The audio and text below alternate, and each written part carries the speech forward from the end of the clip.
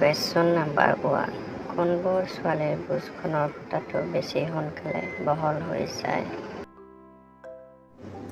উত্তৰ: যোনবোৰ ছোৱালীৰ বুজখনৰ আকাৰ বেছি ডাঙৰ থাকে।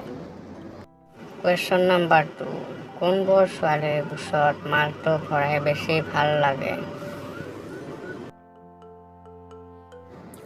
উত্তৰ: যোনবোৰ ছোৱালীৰ বুজখনত পুৰুষৰ মালটো সম্পূৰ্ণকৈ সোমাই যায়।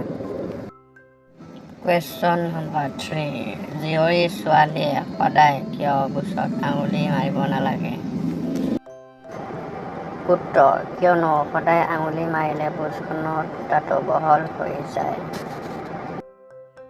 কুৱেশ্যন নাম্বাৰ 4 মহিলাৰ কোনটো অংশত ধৰিলে নিজে মিলন কৰিবলৈ দিয়ে? উত্তৰ: বুজখনত লাহে লাহে চুই থাকিলে নিজে মিলন কৰিবলৈ দিয়ে। কুৱেশ্যন নাম্বাৰ 5 জীয়ৰী ছোৱালীৰ কিমান বয়সৰ পৰা মিলন কৰিবলৈ বহুত মন যায়?